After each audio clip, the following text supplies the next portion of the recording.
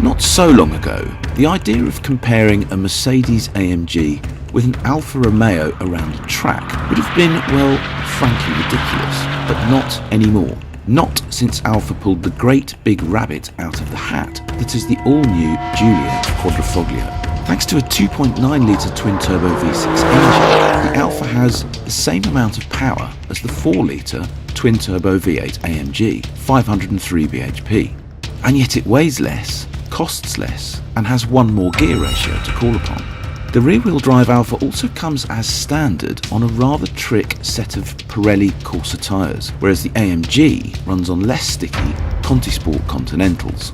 So even though you'd naturally expect the AMG to waltz this one, especially in Edition 1 guise, the Alfa has already proved itself to be one of those cars that can pull off a very big surprise. Mercedes first then, which is quickest around our favourite track at the Bedford Autodrome. I absolutely love the C63 in all its guises, but particularly this one, the Edition 1, because it just feels a bit like a NASCAR with number plates on it, and yet underneath it all it's got this unbelievable sophistication that you just naturally expect out of an AMG. I've got it in race mode and I've got everything switched off just for the outlap so we can have a bit of a giggle in it, and it will just go sideways at any time you like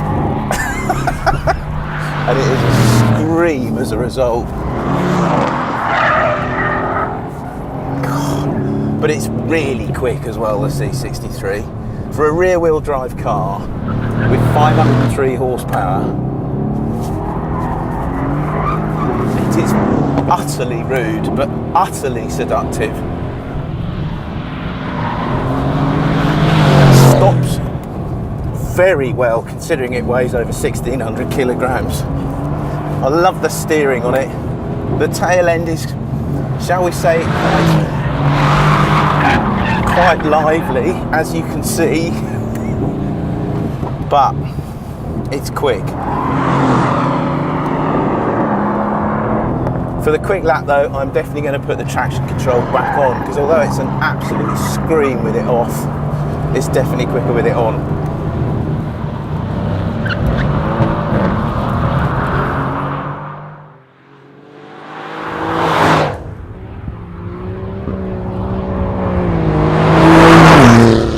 So the big question is, can the Alfa beat the established Merc?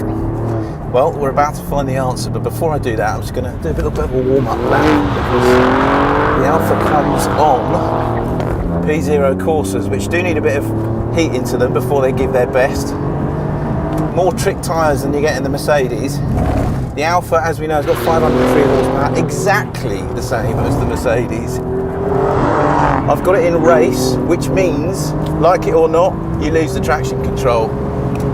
But the Alfa is not just as much of a sideways hooligan car as the Mercedes, although it will do some pretty big sideways stuff, as you can see.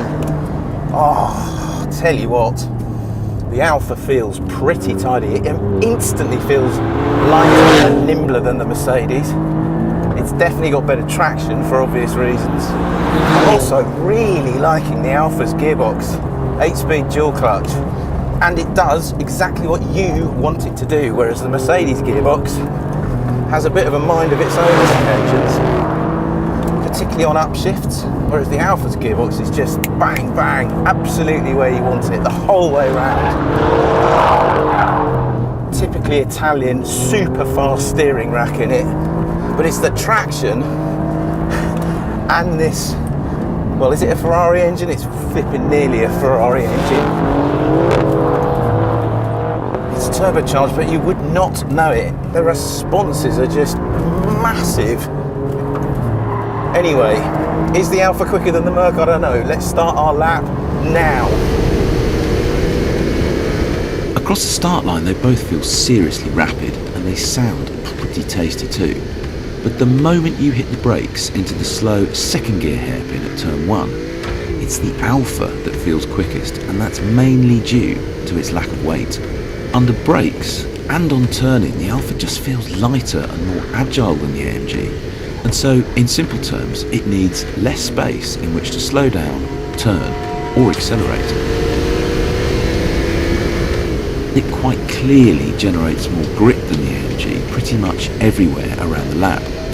Again, this is due to its absence of weight, yes, but it's also a consequence of the Alfa's tyres being that much stickier than those of the AMG.